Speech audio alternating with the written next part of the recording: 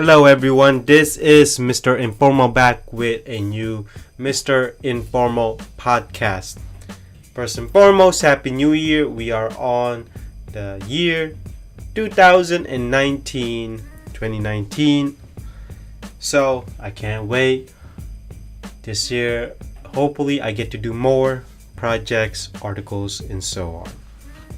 So without further ado, let's get on with the podcast. So we got 5 topics for this podcast. Number 1, FILA. Yes, FILA. And their comeback. Number 2, another one. Champion is in trend right now. Number 3, sneakers in luxury brands. I'm talking about these big sneakers or sneakers. Number 4, Fanny pack in 2018 made a lot of dollars. And then number 5, last but not least, FedEx is not concerned about Amazon Prime Air. So that's going to be interesting, and I cannot wait to get on that topic. And so those are the 5 topics for the Mr. Informal podcast for today. And let's go ahead and start. So first and foremost, again, Happy New Year. Hopefully you're having a great New Year so far. This is basically the first week of the new year. First, for everyone, refresh your mind. It's a new week, a new year. I guess you can say it's a new day. So, number 1 on the list is FILA gaining traction there, gaining comeback. So, it's not, look, I'm not gonna get into statistics. I'm not gonna get into reports. I'm not gonna get into profits because I think it's fairly obvious. I've seen it everywhere, from Nordstrom to Saks Fifth Avenue, Fred Siegel to Neiman Marcus, boutiques. So on and so on. FILA is gaining a comeback, whether it be their apparel and their shoe department. And I've always known FILA as more of a shoe because I grew up in the times when FILA was there, the Champion was there. I could go on and on. Even Starter was in trend. And so I think these brands that are coming back are great. But what I don't like about them is that the prices they're raising up the price. And I feel as though it's not worth it for a brand that basically was gone for, let's say, a decade. It was non-existent, and then for it to come back and the price has suddenly went up. I think that's absolutely ridiculous, and I think that's not worth it. And I know FILA. I remember FILA. I've used to wear the FILA's runners, even the Grant Hill FILA's. I even had FILA's track pants and even jackets. I can go on and on. I even had shirts when I was a little kid. So I remember all those things. Look, I'm going to say it again. There's nothing wrong for a brand that's getting a comeback. But for the brand that considered people think, oh, it's high end, oh, it must be good. No. If anybody that tells me that FILA is such a high end brand, or even a streetwear brand, because I've never considered FILA a streetwear brand back then. I've always thought FILA was the same as Reeboks, Nikes, Adidas, basically a sports wear company. That's how I considered it as. And I do think that they have a great portfolio, basically a history of great designs in their portfolio. So I'm glad to see it come back, and I'm glad that they're bringing out their old classics. Obviously, in those 5 years, they've always brought back the Grant Hills, which I've always been a fan of, the GH. So that's great. But I'm also glad that people are wearing them. Same thing as I was wearing them when I was a little kid back in the 90s, and even the millennium. And so what do I think of FILA? comeback? Well, I think it's great, and I just don't think the prices are great. I don't see the hype. I don't understand the hype. And for anybody who tells me that FILA is a great brand, I think that's absolutely ridiculous. If they were such a great brand, then they would have never disappeared. And so the second topic for today is basically another brand that's been making a comeback and finally is in trend. C, Champion. Again, when I was a little kid, I used to wear the shirts, the sweatpants, and the sweaters.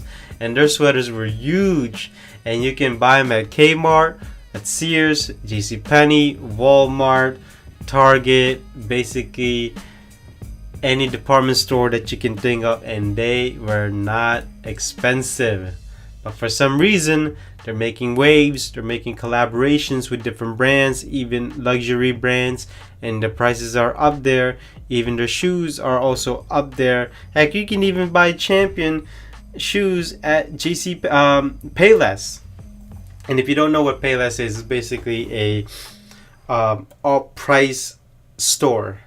That's the best way I can describe it. An all-price shoe store. They are not knockoffs. They are just off-price.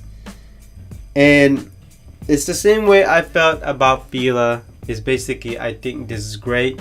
I actually think they're making better decisions than FILA, because with Champion, they're making collaborations. They're making their portfolio be fitted in more in the modern times, such as their sweaters are not as relaxed or they're huge as it used to be.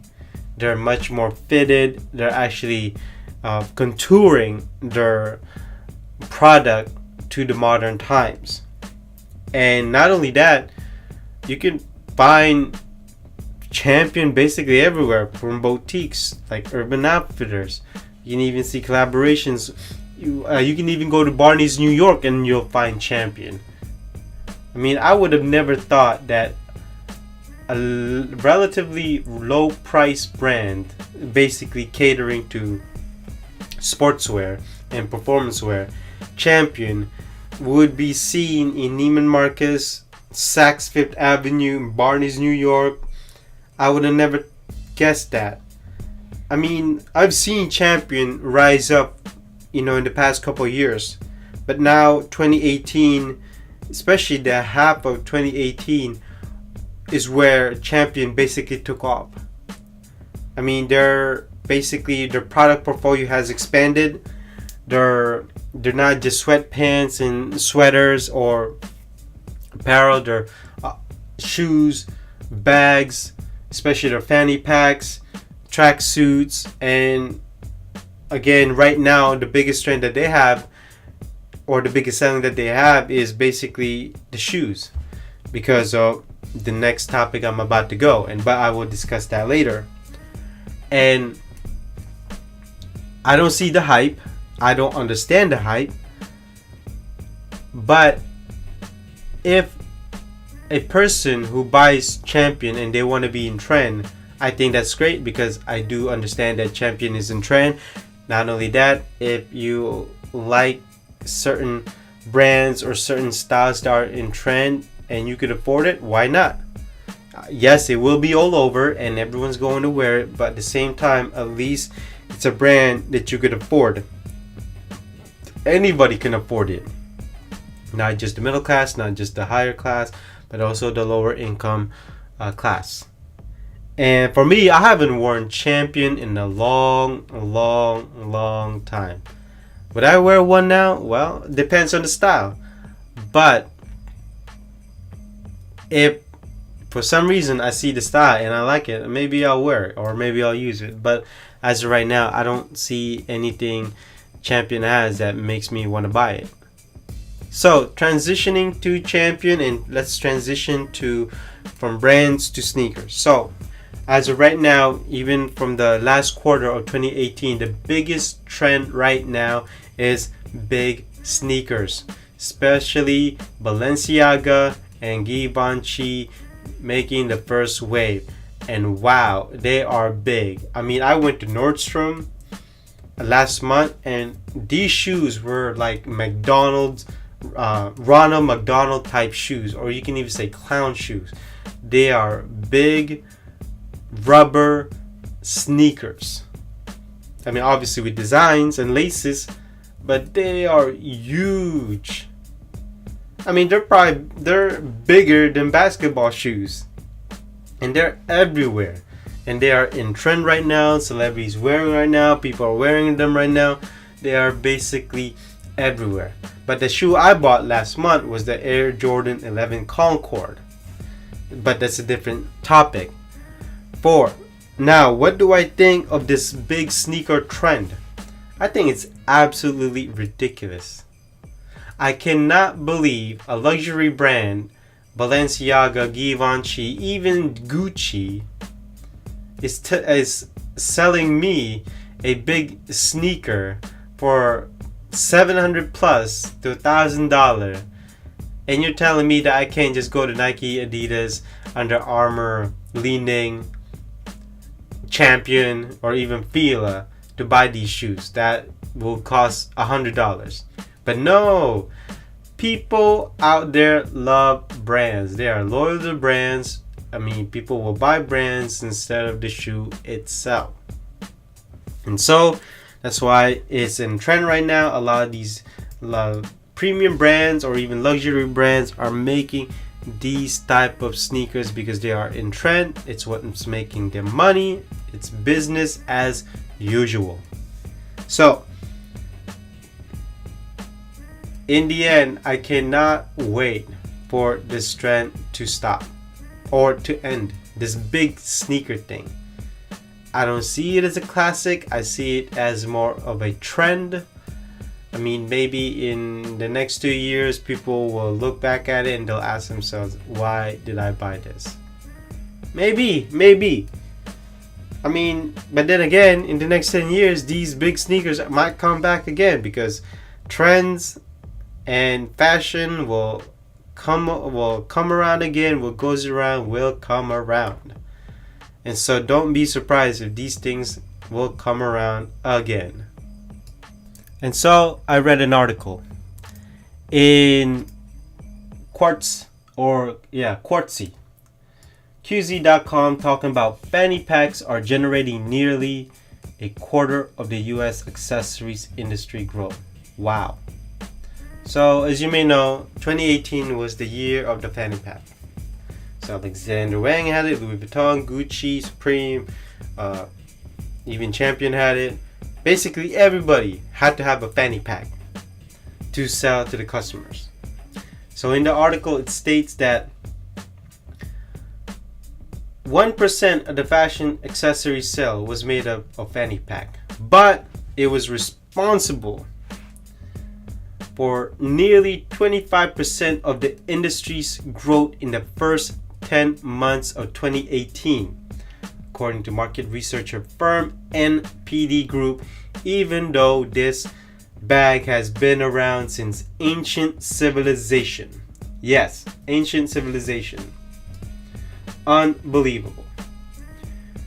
Not only that, fanny packs are very easy to wear. You can wear it as a sling, a shoulder, you can wear it in the front, back, waist, whatever. Not only that, it's unisex. You can men wear it, women wear it, it doesn't matter. I actually have a fanny pack that I bought in 2014, I think. And it was a Coach fanny pack. At the time, it wasn't even in trend. And I still have it. I'm glad I have it because it's one great looking Coach fanny pack. So, not only that, NPD Group, who did the market research, told Wall Street Journal that fanny pack sales of $100 million between September 2016 and 2017, but it's even higher as of last year, 2018. Not only that, this is something related. Fashion accessory sales overall grew 4% in the same period. Also, the strong sellers were backpacks and suitcases, but the strongest seller of fashion accessories was basically fanny packs. Unbelievable. The funny thing is that I've seen this coming back 2017, because there were more and more that I saw, and I'm glad that Coach stopped selling them because if they didn't, a lot of people would have my fanny pack. But I bought it 2014. So what do I think of this? I think it's staggering. I think it's absolutely fascinating that such a fashion accessory could hold that much weight, especially when it is, I guess, normal. I guess people didn't use them back then, or even in mid 2000s.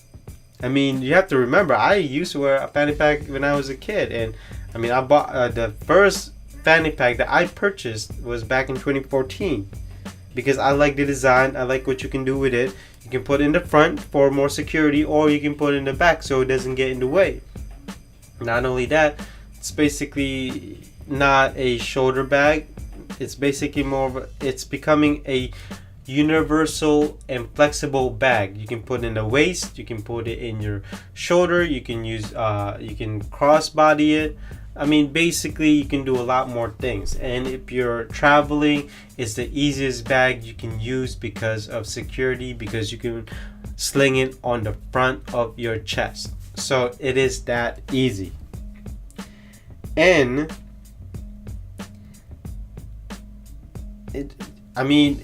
it's easy. I mean, it's relatively low price, but obviously Louis Vuitton, Gucci, Fendi, Balenciaga, I mean, a lot of these luxury brands are also making this bag, and so when you have that trickle up, then a lot of people will buy them, a lot of people will want them. And this is just one of those trends that, you know, it's in effect right now. In a couple of years it will disappear, and then fashion will come around. What goes around will come around, and so. But to think that such a fashion accessory could hold that much weight, that could generate that much sales and growth, is staggering. It's unbelievable. I mean, did people really buy that many fanny packs? I think that fanny packs are more popular overseas other than the US. But then again, I mean, if it's generating that much growth here, then I wouldn't be surprised if it generated that much more growth overseas, because a lot of people see the US as a market or a trend leader. So whatever we use here or whatever we wear here will trickle to overseas. And I guess you can say that fanny packs were big in 2018. I just didn't think it was that big. So the last topic for today is FedEx is not worried about Amazon Prime Air. So Amazon Prime Air is basically Amazon's own air shipping. So basically, Amazon had their own airlines to ship goods, bulk goods, stock goods, stock inventory, whatever you want to call it. So FedEx CEO Fred Smith said on a call with analysts Tuesday he does not believe the prospects of FedEx will be disrupted by Amazon Air. Website is supplychaindrive.com. Title is FedEx doesn't see Amazon Air as a competitor. So not only that, in the article it says in terms of air service infrastructure, Amazon is years behind either UPS or FedEx, which is true. Amazon has a lot of ways to go until they even reach the infrastructure of both companies, even though FedEx owns UPS. So analysts is basically, okay, it's not a problem now, but in the future it might be. So I can see where this is going, and I can understand why they are concerned. So also in the article, I just want to read you a couple more things. I think in the article, I think it's also important to recognize, and again, there is a significant misunderstanding. The Amazon Air network is set up to move inventory within the Amazon system, which is prodigious. It's big. It moves not in stock and low turn SKUs and forward stock items for the third-party customers who can't duplicate inventory every place, so it's scheduled differently than FedEx or UPS system. As right now, that is true, but let's play this out in the future. Certainly, the use of UPS and FedEx will become less as Prime Air or Air Prime becomes more usable for Amazon. Not only that, Amazon will build its infrastructure slowly and surely. I mean, they've been using UPS, USPS, UPS, DHL, On Track, so and so, other shipping courier. Now, is the fix in? Is the fix in? Basically, yeah. I mean, I see it. Maybe in 3 years or 3 to 5 years, the use of FedEx Air, UPS Air, whatever you want to call it, will become less and less and less. Obviously, Amazon will use its own airline to ship bulk goods, and then they'll ship it to a warehouse, and then that's when they're delivered on their own, basically their prime delivery. I mean, it's probably going to be the same type of truck or vehicle that UPS and FedEx uses, and that would be much more cheaper for Amazon because it's their own company. Everything is in the system. It's not being outsourced to a third party. It's not FedEx and UPS not getting involved. Not only that, it's easier for the customer to know what's going on, especially if their package has been lost. That way you're not calling a separate company. Basically, everything is in-house. Everything is vertically integrated, or you can even say horizontally integrated, whatever you want to call it. That would also mean that if the use of Air Prime is more, then the profits of FedEx and UPS will become less and less earnings. So that is when your board of members and your analysts will be concerned. But as of right now, there's nothing to be concerned, but you have to think, and this is what separates a leader from others, basically having the vision to see. That would mean FedEx and UPS will have to basically find a way for quicker delivery, better their system, better their shipping. And if somehow Amazon catches up, you never know. Amazon might offer customer their own shipping courier and their own shipping packaging and plans. And so that would make Amazon Air Prime or even Prime Delivery be a FedEx and UPS competitor. And wow, there's a lot of things that FedEx should be concerned about. Now, if I was Fred Smith, should I be concerned now? No, but I would be starting to have a plan and ideas as to what I can do to maintain my infrastructure, to maintain my competitiveness, and to maintain my company's recognition and reputation to customers. I'm sure I'm not the only one that sometimes get frustrated with FedEx and UPS. I'm sure not only that, overseas shipping is so expensive. I don't understand, after all these years, after all the decades, for some reason international shipping is still expensive. Like, we can't even get tracking right for some reason. I really hope Amazon gets tracking right and they make it better. And all I can say is that, I mean, we'll see what Amazon does with their Prime Air. I mean, as of right now, it seems like they're only using it systematically or internally. But, I mean, is it going to be viable in the future? Well, we'll see. And so that basically concludes the Mr. Informal podcast 59. We are almost in the 60th podcast. I hope you learned something today. I hope you enjoyed the topics that I provided.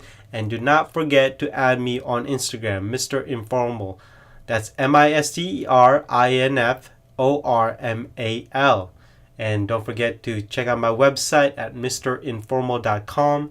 That's MRINFORMAL.com. And so I will see you in the next podcast. Bye-bye.